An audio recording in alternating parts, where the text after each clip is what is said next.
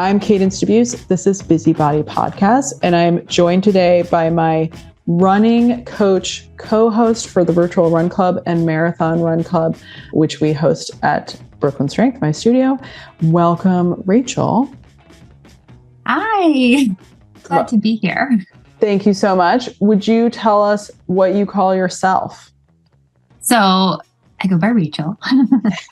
And I'm a running coach, and I have my own business, Go and Glow, and I've been doing this for a bunch of years. I'm also a runner myself. I feel like there's so many places that we can start because we've known each other for a while and we've worked together for a while. And also I feel like I'm still learning so much about running. Like I still feel like I'm very much at the beginning of my own arc. So how did you start? How did you get into running? And yeah, what's your story? Well, it's interesting. Depending, I've been asked this before, and I have I'll say it in a few different ways, depending on who's asking. And it's interesting because, there's the journey of like when I considered myself, like in air quotes, like a runner. And that kind of started it coincided when I started actually racing. And so my first race, this is interesting because it prompted me to go down memory lane. And it was, my first race was in my late 20s. And it was actually a half marathon. And at the time I thought, that's kind of extreme. Like anyone who does a full marathon, they're like really, they're a little obsessive compulsive, or they're too kind of, I'll never do that. So I thought a half marathon, okay, that's really pushing it, but I'll go for it. And then of course I did the half, and then the rest is history, right? So I, was really happy with my time, and I just sort of realized things about myself. And I thought, well, why don't I'm already halfway here, so I'll do the full marathon. And then I did the full marathon, and I was very sore, but then I recovered, and then I just got back to it. And then I just kept going down, sort of doing all the races all the time. But it's interesting because I had been running just a couple times a week. I didn't even know my pace. Like it was just, I had been doing that for really all the years throughout my 20s. And it kind of started actually my senior year of college. And I was like a little bit in a dark place mentally. And I thought, well, just walking outside would give me some good energy and sort of a good reset. And then that quickly shifted into running of sorts. It was, again, I had no idea on my pace. I was just sort of like in running shoes and a running outfit. So right. I thought, okay, I'll just like jog a little bit. And I sort of got into a regular routine then. And then when I, got my quote, like first real job, it was stressful and it kind of took over my life, but I tried to find something else that could like center me. And, again, I was doing it at the time for what I thought was like trying to be healthy, which is a whole other conversation, but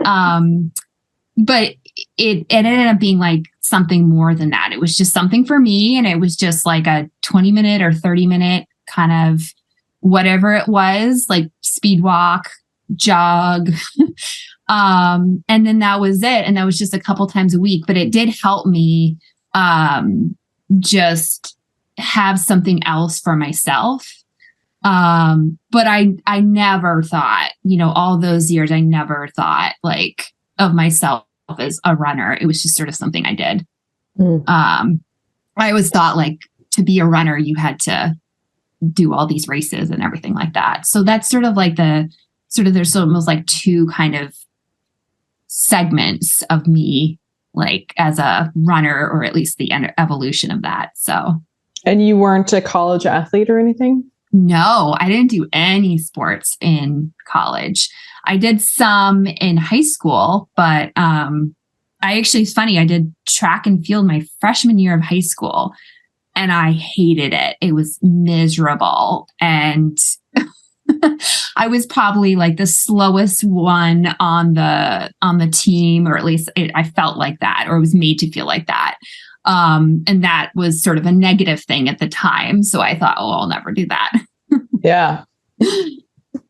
And then when did you start shifting into, I mean, at this point, you've completed multiple marathons and now are doing ultras. I mean, you're really a veteran in so many ways. Yeah, it's interesting because I kind of got on this cycle, starting with the first race. Like I never say never, or sometimes you just have this like perception of other people and it may or not be true.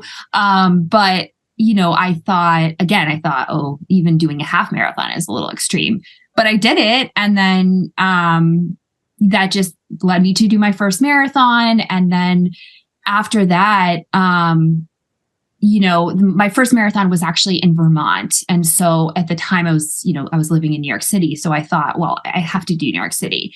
And so there's different kind of avenues to get into that marathon. And, I've sort of pursued various ways to get in, but, the organization I was working with, at the time, they had like a sponsorship sort of slot. So that's actually how I got in to run New York City the first time. And then I don't know, it's interesting because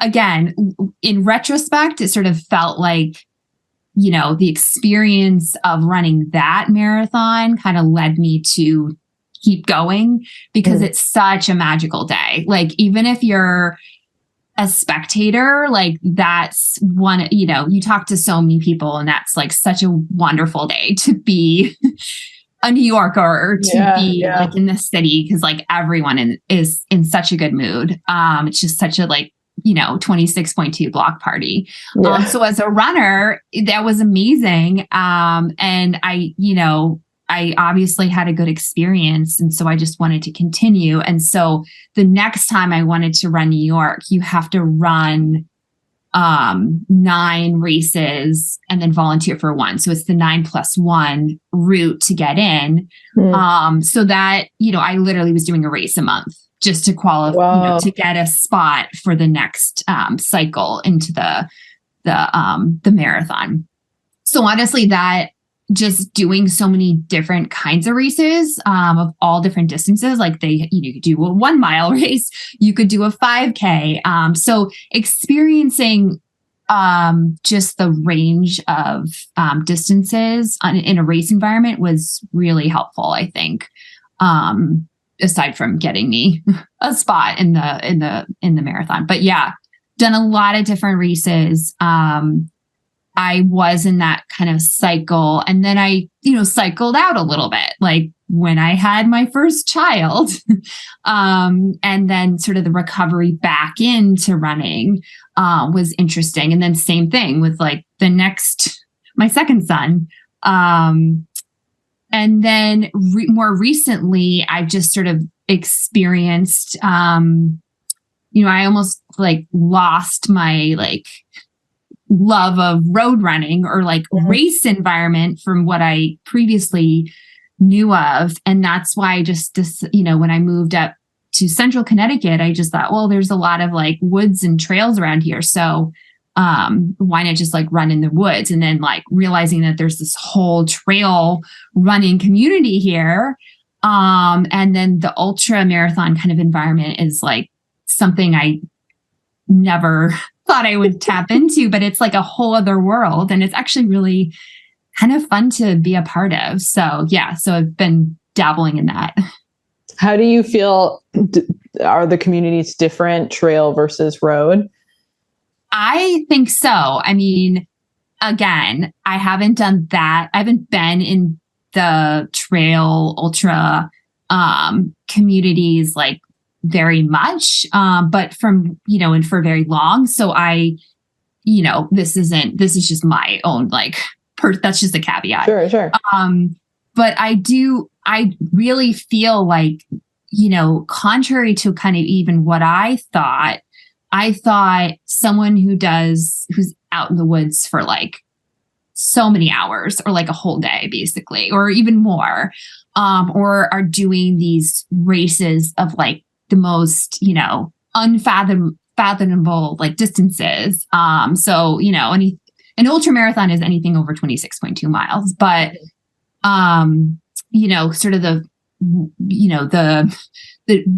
next benchmark for, a lot of races that people might see if one is considering an ultra is like a 50K. Yeah. And then it just goes up from there. And then you have like 50 milers, 100 milers. It's kind of, it keeps going up. But I thought that this collection of people were really extreme and kind of intense. And I just was curious about like, who are these people? But then when you're around them, and in that race environment, it's an endurance event. And it's also about just like the overall sort of sense of like taking in your environment, and it's way more chill. And it kind of has to be too, at least for the races that I've experienced, because, you have to be healthy. Right. When you're out on your own, and you have to really make sure you're fueling properly and you're hydrating properly, and you're not going too fast that you're gonna like completely tank out, or you're gonna like go too fast and be, like twist your ankle or something and then have to get back, like there's just things that you have to think about versus road running. It depends, but if, it seems to be not for everyone, but it's a little more kind of, I guess, intense and competitive, where it's really about like your pace and your time. And like in the trail running community and in the ultra running community, it's about like, hey, how many miles did you do? Or like, how long were you out there?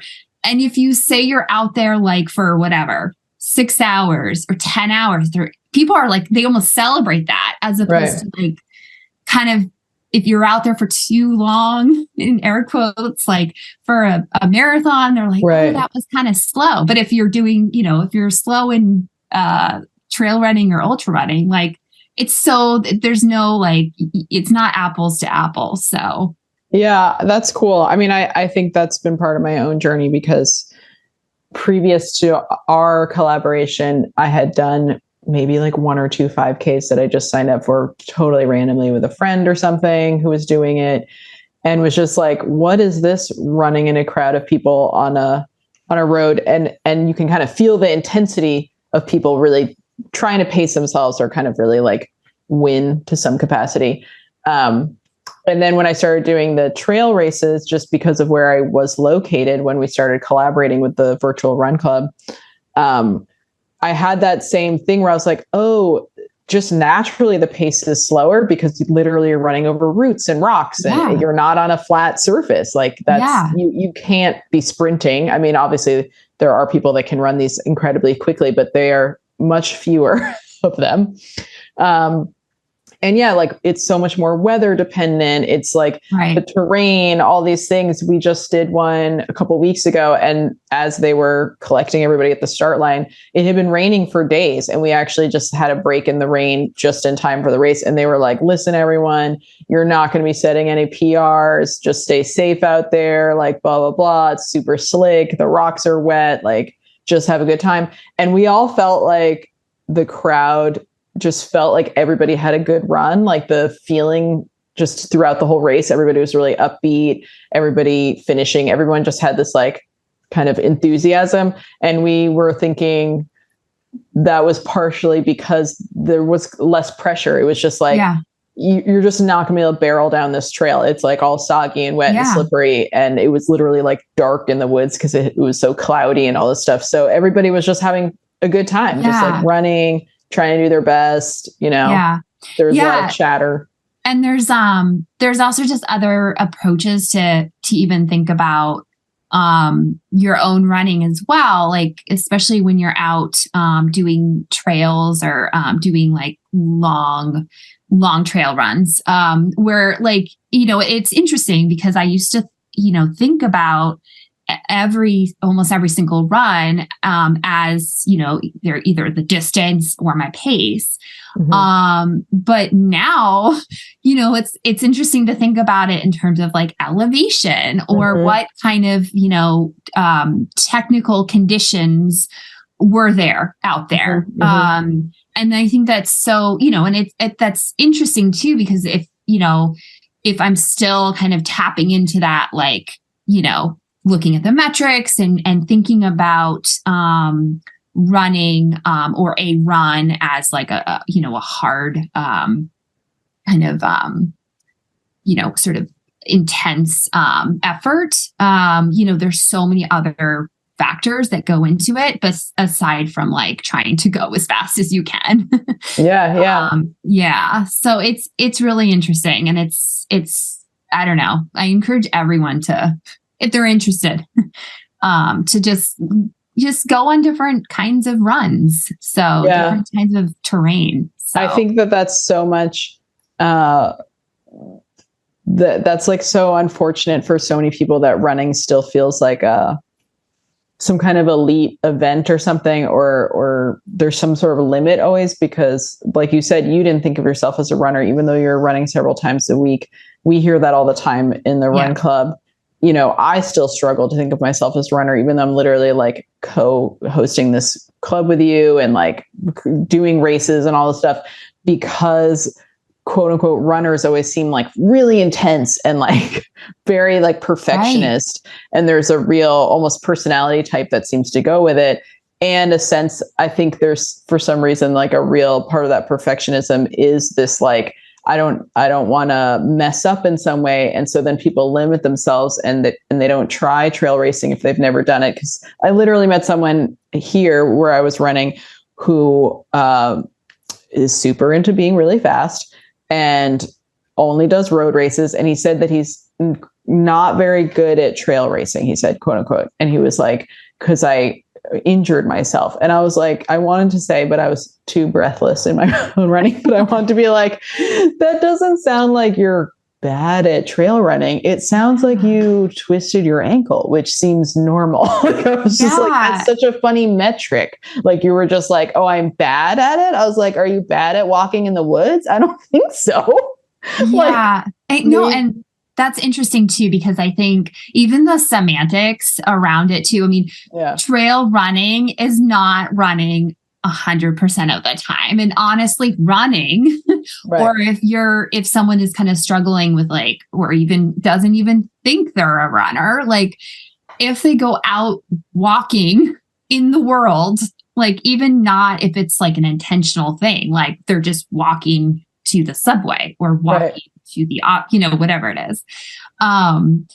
You know, I feel like that sort of diminishes it as well. Like just even like, oh, it's not that, or if it's not running, because, you know, just back to the trail movement event, it's so much of it is walking and power hiking and, you know, just so many different variations of that, especially the more kind of technical the terrain gets as well.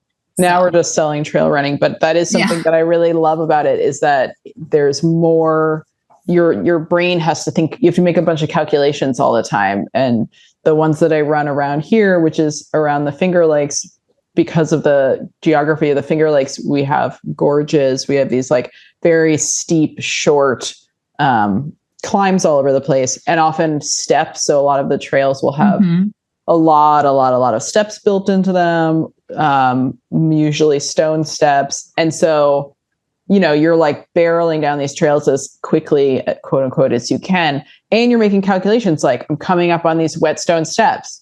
I'm going to have to like change how I'm going to go down those. Am I going to go down them like sideways? Am I going to like hop down them? Am I going to slowly walk down them? Like, there are these funny wooden bridges that cross all the creeks and the water around here, and they get slippery. And when my boyfriend was running them, he said, he was like, oh, I miscalculated having to take the right angle off the bridge. He was like, I went across it great. And then I realized like, as I was stepping that I was like, like speed plus 90-degree turn. And he was like, I kind of like controlled flew off of the bridge. Like, and it's fun. I find that really fun, that kind of obstacle course aspect.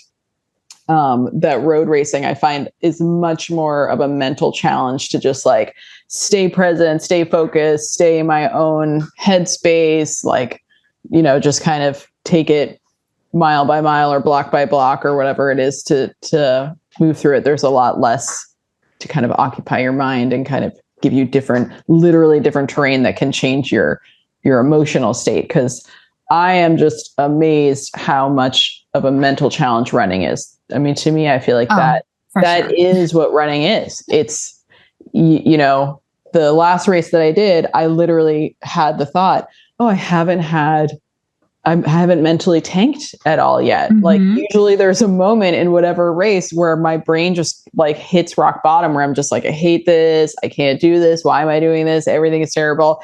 And it usually lasts it probably literally lasts 4 seconds. It's a slow thing, or it lasts a minute or something. And the tools that I've learned from you in our run group of literally lifting your eyes, looking around, taking your surroundings in, which is basically a way to get grounded again, is so helpful. But that aspect of running, being mentally prepared, I just did my first 10K here, this trail race, and my boyfriend and I did like a dress rehearsal where we walked the course the weekend before. And sometimes I don't like doing that. And I like to just kind of be surprised by whatever is going to come. And that way I don't know how terrible it is until I'm doing it. Right. But this one, I was super glad that we did that, because at like mile 4, there was a totally shocking stairway that just pops out of flat ground, that you think you've climbed the ridge, you think you're on flat ground now, and you're just waiting to go downhill, and you're like in the middle of your run, you're like, everything's right. All of a sudden, for just no reason, there's like another little mini ridge, but it's like 3 full flights of stairs, like coming out of the subway. It's like 3 giant flights of stairs. And I knew it was coming because we did it. Yeah. And so I was looking forward to it. It was a whole different mental state. I was like, where are those stairs? Where are those stairs? Because I knew that's mile 4. Once I get through those, I'm basically done. And the rest of it's going to be downhill. So I was like waiting for those stairs. Everyone else, when they got those stairs, you could hear people going, fuck. And like, and like just being like, what? No, like that was just tanking people mentally at that point, because you're exhausted already. And everyone was just like, no. And then they're all freaked out. Are there going to be more? Like, what's happening? So I really was like, and that made me remember when you have paced the marathon multiple times at this point, the New York City Marathon, and you've talked about how when people hit the last mile, where there's literally a sign, I don't know, I've never done the marathon, where there's a sign that this is your last mile, and the way that messes with people's mind, the people that cheer when they see it and the people that just lose it. Yeah. And there's actually multiple signs too. And it's in meters as well, which, if you're doing workouts that are, either on a track, or it's like, just sort of your standard repeats or something like that, like you may have a sense of like, oh, what is, 1,000 meters, or like 400, 600 meters. Like I have a sense of it, but like otherwise it just feels like just this endless, and it just won't end. And it feels that way. It's like literally the longest mile. And it also goes slightly uphill too. I don't know. It's so mental too. whole journey of running in general. And also if you're, specifically training for an event. Cause there's so much that goes into it. Like, especially if you've never done that distance before, there's so much self-doubt. Even if you go through the whole training, like you physically can do it, right. But there's still this doubt. And sure, like the longer the distance you're training for, the more unpredictable it will be, and there will be factors that, you can't really control. But that's, that's the fickle nature of it, especially like a marathon distance. But yeah, the mental thing. And there's things that I really try to push with everyone, where it's, there's two things. So it's like having, your like mental playlist that you can train for and tap into along the way. And then of course there's like the physical training part of it as well. But it's so key. And then even just back to what you were saying about like, again, it's a personal preference, but I would encourage really for any distance really, but to kind of scout out or at least do part of your training, especially if it's like a relatively local event where you can do some of your training runs on the course. So what to expect, because, it's helpful from a pacing kind of standpoint, but even from a mental standpoint too. Yeah. So it's hugely beneficial. So I think something that I'm learning from you, and I also just recently read a memoir, of course now I forget her name, but she just wrote Good for a Girl. Yes. And she was like Nike's Lauren first. Fleshman. Yeah. Lauren Fleshman. And she talks about how particularly female runners get better as they age. And that's like a metric that is like becoming more and more understood, or at least studied, not as understood, but, it's like a fine wine. We're better with age, as I like to say. Yeah. And I think it's very exciting to hear, right? Because women never get told anything good about their bodies or their athletic skills. And I think with that, this much bigger picture of our athletic story, basically, I think especially, and we've kind of just messaged about this at various times,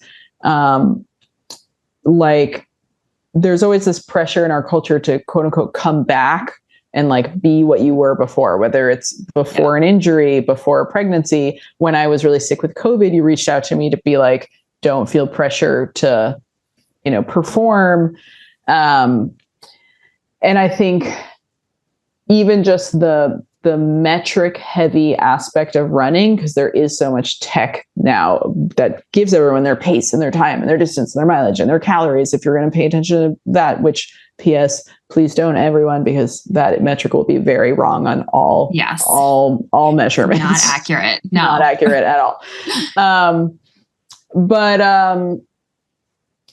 the kind of longer term arc that I've started to try to like really pay attention to and learn from people who are much more accomplished, people like yourself. I follow Courtney DeWalter now, who's oh my god, she's like amazing. I'm gonna be best friends with her. I know. So she's 48 and she's a ultra marathon person who just like breaks world records all the time and is also like so chill about her training and like how she prepares and all these things. And I think looking at one's athletic story, like it kind of finally occurred to me this year, well, I want to be trail racing when I'm like 80. So each of these races in themselves don't mean very much when there's just 3 of them or 5 of them. It's going to be meaningful when there's like 20 years worth. And I have like a much bigger picture of my abilities basically than feeling like, oh, well, this is where I was last year. And then like I got super sick. And so can I be as good or better than last year? Instead of like, what do I look like in 10 years of running these courses or running in general? Like what is that? If I look on my Strava and I look at all my paces, like what point is there to that in this really granular way, as opposed to this like much bigger arc of who I am as just an athlete, basically. Yeah. Yeah, exactly. And I think, I think everyone, I still kind of fall into that trap, that comparison trap a little bit, even just with my former self or myself from 4 years ago. And I think, it definitely does no one good to do that. I think it's good to certainly have, big aspirations. And I think it's totally fine to have and should be celebrated, when appropriate, to have, to go after, a certain pace or try to get that finish time or, for me, at some point, it was like trying to qualify for the Boston Marathon. And I did that, which was great. But I think the trick is not to always think, even from a singular run, like a good run equals, a quote unquote, like fast time. Or, there's inevitably we are going to get slower, like over the course of many, many years. But that doesn't mean that that's a bad thing. Mm-hmm. And even as we continue to evolve, like in our running, I think it's really important to not always get attached to like those specific metrics. So even back to what we were talking about earlier about the trail running, like one thing that's really nice and that sort of has been an enlightening experience, I guess, for me, especially sort of getting involved in it initially, was just thinking about running as like, oh, I don't care about the pace. Like I'm out in these beautiful woods, or, you go up this, power line trail and then you have this beautiful vista. Like that's so awesome. Mm-hmm. And, or like, wow, my heart was beating like, I could feel it. And it felt like exhilarating when I was walking mm-hmm. up this steep trail and, and like just remembering like those moments and just thinking about like, okay, this is not about trying to be as fast as I can or trying to be a version of like my former self. Mm-hmm. Yeah. Or like, who cares if your run is X pace or whatever. And like everyone sees it on Strava. Like, I don't care. Yeah. And I think because running is such a primary physical activity, literally, like we are born to run. That's how humans function. I know a lot of people feel like, but I'm not born to run. But really, like if you are bipedal, that's how our bodies work. We're not all going to look at the same running. We're not all going to have the same speed, but it's a very natural activity for our bodies. And so there's a lot of joy in that because it can be, it's so portable, it's so accessible in all different kinds of terrain. If you let go of the idea that I'm only a runner if I can go so fast, or like, we obviously coach people who are in all kinds of different places in the, when they're doing their runs, and we talk about people who are having to stop at stoplights, or, exactly. It's like really hilly where they are, or it's super flat and they're feeling like, oh my God, I'm not getting any elevation and this feels kind of too easy or something. So there's, as you let go of this idea of like, what is supposedly this perfect run, you actually have this really incredible movement practice to bring with you wherever you are and engage with in a whole different variety of circumstances. I think the learning curve is also like to engage with it when you personally are in a variety of circumstances, mentally, physically, getting out there when you don't want to, getting out there when the weather is crappy and you're kind of mentally fighting that, getting out there when you have cramps or like a headache or whatever. And I think people think of running as being really extreme and like, what do you mean you're going to run when you're not feeling well? But like, the little jogs that I take with my dogs that are on the beach where it's like toddler pace. It's like we're barely moving forwards, but I'm just bouncing up and down. I always feel better after I do those. Are they fast? No. Is it very strenuous? No, but it's more strenuous than walking. So I get that little, boost of chemicals. And I got it in, I got it in. It's all becomes part of a bigger training practice. Can you speak a little bit about creating programming that's actually inclusive? Because I think that's really like so unique about you and so kind of magic about what you're able to do for people, especially considering that you are fairly elite in terms of your abilities. Like, I would say like pretty elite, except that you're not sponsored by somebody. But I mean, it's not like, in a funny way, it's not like you have had to, ask the running community to take you in. You really fit the mold, and yet you have this perspective and empathy to really try and invite people in who don't fit that mold. Yeah. So I think first and foremost, getting away, even if one has like a GPS watch or, is recording something on Strava, like it's automatically just going to give someone like their pace. And there's obviously many other devices that do that. But I think really trying to move away or essentially ignore like what the pace on whatever device is telling or showing someone, and really just go back to like just the internal kind of signs of effort. So I really think, that's going to be different for everyone.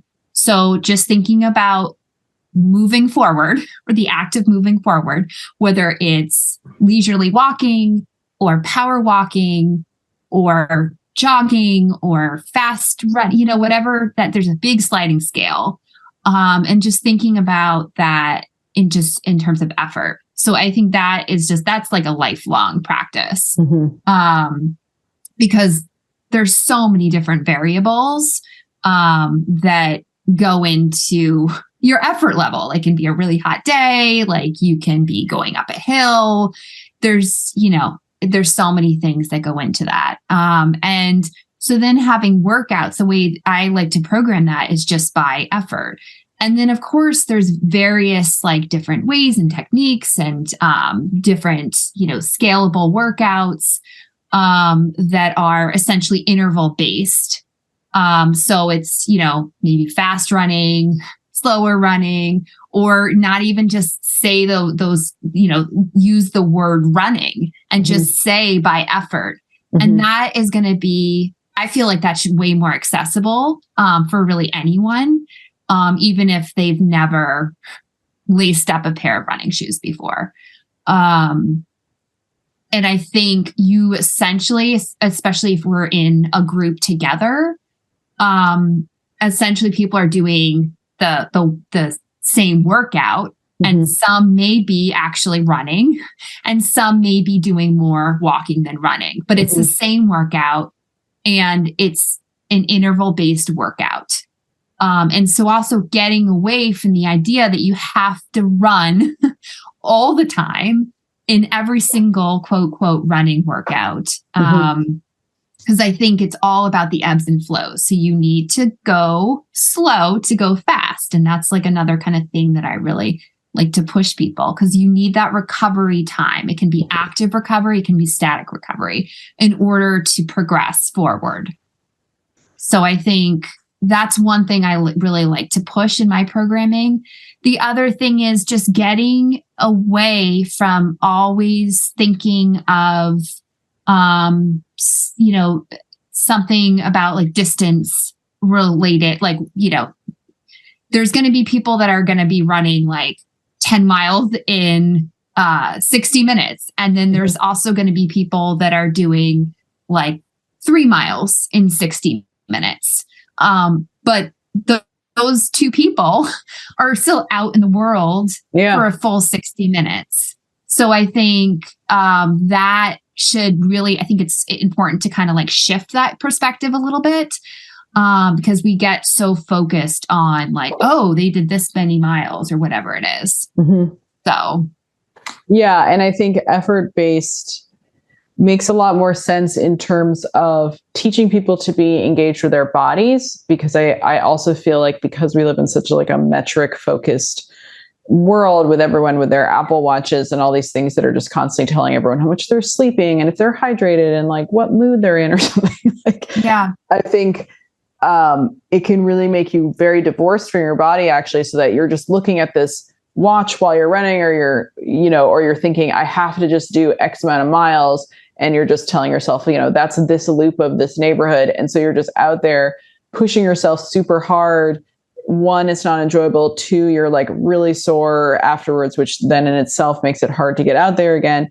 And you kind of just always feel like a failure because it's so hard always, all the time. And I think a lot of people have that perspective of running, that because they don't really have any structure and they don't really know how to go about it, it's always really extreme. It's always that they're just like dead afterwards, myself included. I feel like before I started working with you, I always was out running too fast and too long because I just thought like, well, that's what a run is, right? It's supposed to just be like long and hard. And then I would just be like wrecked afterwards. And it's like, what is the point of this? I mean, I think you've talked about this like so many times as well, but just the whole, like, just to debunk the whole myth that like it just in this whole like wellness and fitness like world that, it only matters if it's like the hardest thing you've ever done. Right.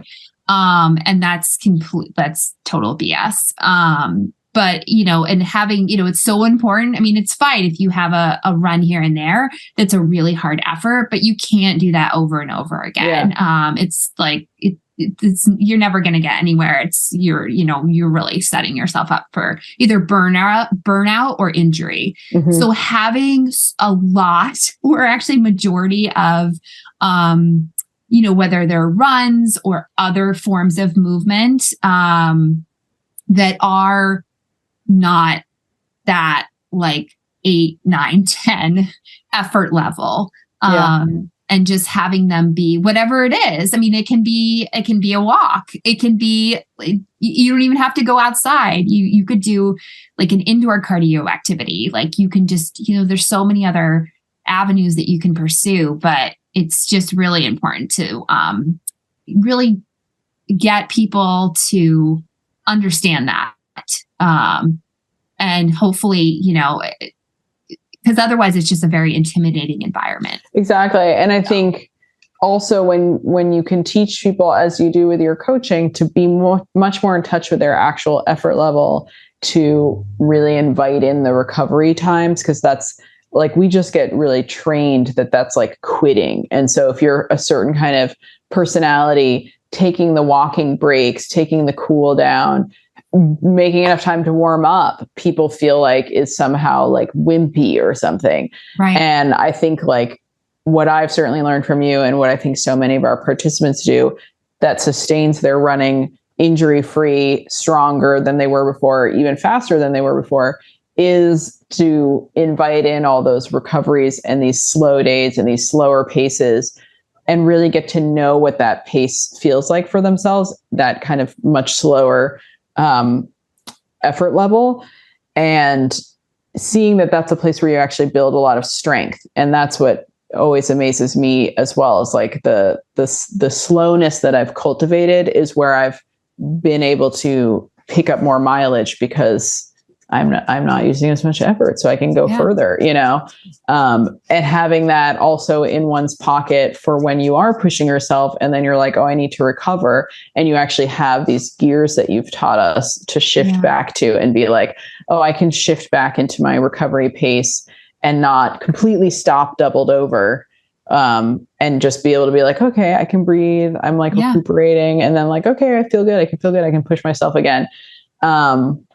That is really, I think, like the gold that you're able to give, because in the few other places where I've had any kind of running experience with other training programs are, just public programs, one in Brooklyn, one up here, that are free for people to join these group runs, but there's just like basically no coaching that happens. They're just sort of like, all right, everyone, we're going to do this loop. See you later. See you at the end. This pace runs here. This pace is running here. And then you just get left. And like recently I was in one of these groups and this woman was like, this person organizing it goes, oh, I think you're finally getting the hang of these workouts so that you can last longer. And I almost wanted to be like, is that your effort at coaching me? Like, I was like, I'm sorry. Apparently you've been watching me and I don't know how to approach these. You've never told me. I've just been trying to get through them. Like, if there's a technique, please share. And I mean, I think we talked a little bit about this, but I think just communication, like in advance, like knowing that they're doing X number of miles at like this pace is so key.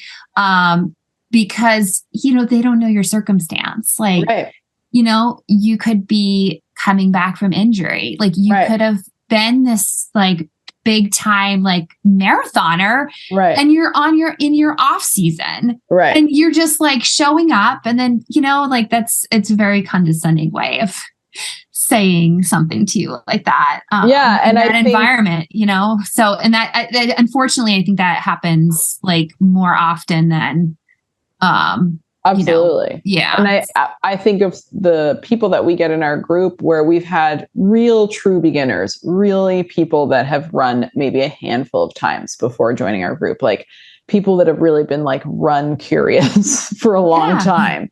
And I'm like, if one of those people joined one of these groups that I've had experiences with where just like the first day, there's just like, because it's rolling. So there's not a first day, the first time you show up, there's no like, hey, what are you here for or anything, but just like a lot of like immediate judgment. Because one group that I showed up for, he asked me how many miles I was running each week. And I don't think about it in terms like that. I know. And so I was like, and then I like told him and I could tell that he literally like stifled an eye roll.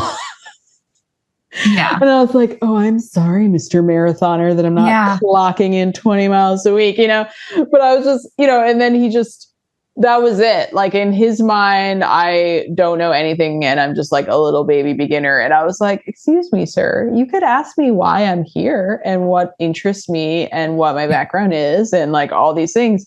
And I feel like if I didn't have the confidence from our group and from my own, profession, I would have never gone back. And if it was literally my first time running, I might never do it ever again, Yeah. And it's such a shame because it is so accessible and it is so possible. And I think in our group, you've made it really clear to people that like, if you're running a 20-minute mile, so what? Like, so you're out there, you're getting it in.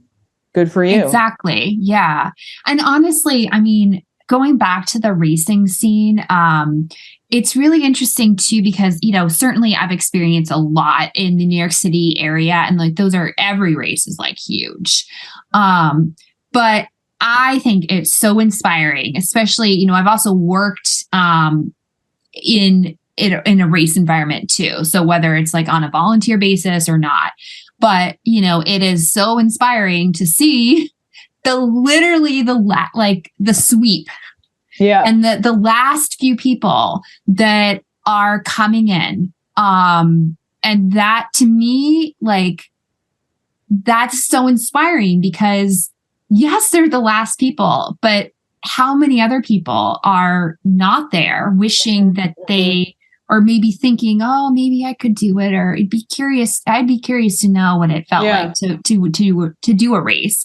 And yet these people are out there doing the same distance everyone else is doing. And I feel like they're just such a good example of like, they're just such an inspiration. So I think everyone. And it comes back to running, I think, is really a mental challenge. And so that's the great equalizer, because the people that are the very last ones crossing, they also did that whole marathon, and they, maybe they were doing it at a walking pace, but mentally they had to go through all those miles just like everybody else, like the person who did it in under 3 hours or whatever. And there's not many spectators, or very few that are out there clapping for them. And a big part of a race, especially, half or certainly full marathons, and especially New York City Marathon, are the spectators. Yeah. Like the external and like the celebration. And then yet they're out there, like it's dark and they're just doing it. So yeah. Yeah. I think it's interesting because there's a certain kind of personality type that's also just interested in stamina. And so that doesn't need to be this kind of ultra elite athlete. I think there's just kind of people that are excited by kind of what can I push myself to do. Yeah. And so that could be an even more open level playing field in the running world, were there to just be more and more inclusion of all kinds of effort levels and pace levels, because I do really think that's the magic of running, is this internal dialogue that you're having with yourself, and that different people can have different edges, basically, that may not be physical. I always feel like I'm not a fast runner, but I'm pretty fearless on the trails. And so that's my edge, is that I was like, the most recent one we did in the rain, I'm just like not scared of falling down. So I was going down all these like little switchbacks and passing people. And I heard this woman say to the guy who was behind me, she was like, "Oh, go ahead of me, I'm scared." And I was like, I've seen, because this is such a small town, I see her at all the races and she usually beats me by quite a bit. And I like left her in the dust, even though she's a much faster runner than I am. Yeah. But she was scared to go faster. And so even though I wasn't going very fast, I was going faster than her. Yeah. And that was like, that's my edge. It has nothing to do with athleticism. It's literally just like, with my dance training, I'm pretty confident that if I trip, I'll roll in a careful way. Yeah. So I'm just like, okay, I can go down this steep part just a little faster than someone who's really picking their way down. And so similarly, someone who is running a marathon super slow might have a way better, mental ability to get through that with the no clapping and the bands have gone home and like, they're at a Gatorade or whatever by the time you pass by. Yeah. That person in a lot of ways is having a much tougher race.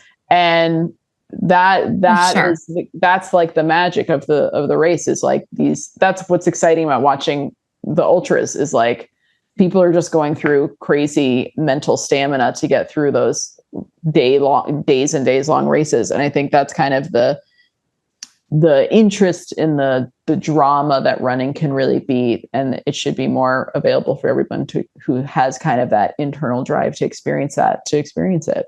Exactly. Yeah. Well, on that, can you speak a little bit, because we've now started our marathon training group, which is not just for marathons, but it's anything over a 5K, right? Which happened pretty organically because we had alumni from our virtual run club who have now gone on to start running longer distances, which is really cool. And people have been interested in doing events. So now our virtual run club is a little even more geared towards the true beginner. And we've got this longer distance group that's also takes place over 6 months instead of 7 weeks. So a different time commitment to take into account the race schedule. But can you talk about training for distance and that kind of that mentality from bringing in the person who's very, very new to running to helping someone who might be more of a veteran train healthfully? Yeah. So I think certainly, distance, it's kind of a loaded term in the sense of like that it depends like what that means to that person. So, for some people, it may be anything over running 30 minutes, or again, just going back to the time versus like, specific mileage.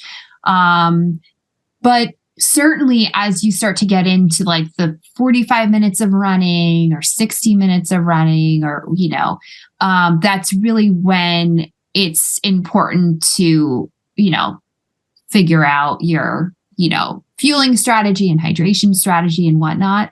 So I think it's, and that is something that half marathoners and also full marathoners are going to have to experience as well.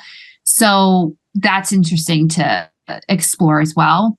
But I think, just from, what we were talking about before, and just in terms of like having a mental toolkit, to explore and tap into that, and figure out like what that is, like whether it's simply one or two things, like you're out there for a while. Why are you out there? What is motivating you to, or inspiring you to keep going? And that can be as simple as like an accountability thing. You've signed up for a race, and then so you should be prepared. So you should, make sure you do the training or put some of the miles in. So you show up to the finish line like pretty confident. It can be just literally just taking in, the external. I know we have a lot of, some moms in the group too. So I think, at least for me, and I think this is shared, and certainly like whether you have kids or not, like just having time for yourself, is really important. So I think that's just like a common thing that people share. And then, it can also just be about, whether it's a playlist or, sort of maybe getting out of your head a little bit and sort of listening to the external as well. But I think as we continue, over the next couple months, there's other factors at play, which, I think right now we're sort of, everyone maybe is in a little bit of a kind of a, sort of that hump part where it's like still really warm and running in humidity, and when it's really, really hot certainly it can feel a little demoralizing because you've been consistent with your mileage. And yet sometimes you feel like you're almost like running backwards because you're naturally going to get slower. But I do think in the next, like even just a couple weeks, with the temperature changing a little bit, I think it is going to help. And hopefully people will see that running isn't going to feel like, that level of like feeling like a chore, and more just, okay, this is sort of back to my routine, and we're still moving forward and not feeling like we're going backwards. So, yeah. Yeah. When you're coaching people towards a longer distance, how do you structure those workouts? Are they much different than the shorter timeline? Yes and no. So in general, they're actually not that different. One thing, and that's actually something that I think everyone needs to hear, whether they're coming into running and they're kind of curious about what is this community? What is this all about? Really, so much of what we're doing is interval-based workouts. So what's different from when you're training for a longer distance are really two things. You're going to be putting more time. You put more time on your feet. So you might want to be adding on to those, elongating those repetitions, or those segments, depending on what you're training for. Even sort of those midweek workouts might be a little bit longer.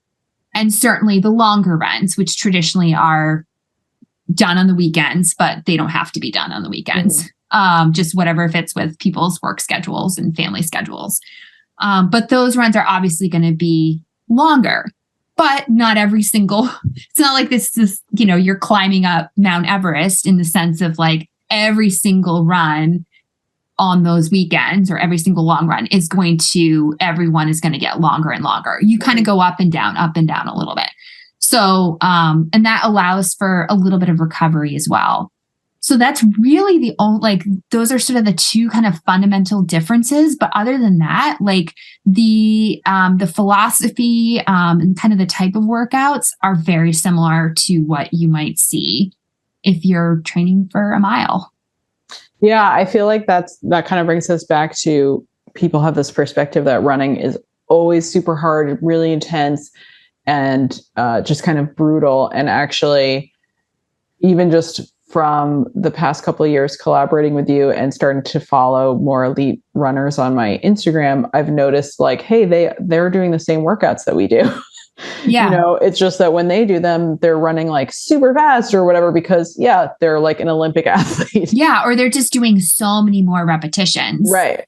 So right. Yeah. Yeah. But that there's that also training for distance or quote unquote getting better at running doesn't just mean steady state running longer and longer and longer. Because I think a lot of people just think that's what running is. You're just running at a steady pace for half an hour and then for 40 minutes and now for an hour. And like, that's how you're just going to like keep going and getting stronger. And really that's much more of a recipe to burn out and get injuries or just get super bored. None of which help you get stronger and better at the sport. So, the interval based stuff and these kind of, they're actually workouts as opposed to just like, you know, a loop that we're all supposed to complete or something. Yeah. That was news to me when we started to do this and seeing the trajectory of people really getting stronger and staying injury free. It's so reasonable. It makes so much sense. And then to also see that reflected with elite athletes and realize, oh, that's just really actually how you're supposed to be doing this. Yeah. Well, I want to thank you so much. I feel like we could talk about this forever. And we run our run club about 4 times a year, something like that. And now we've got Marathon Club, which is once a year starting in the spring and going through the fall. And you can find us both on our Instagrams, respective Instagrams. I'll put all that in the resource show notes. And reach out to us with any questions, running or otherwise. Thank you so much. Thank you.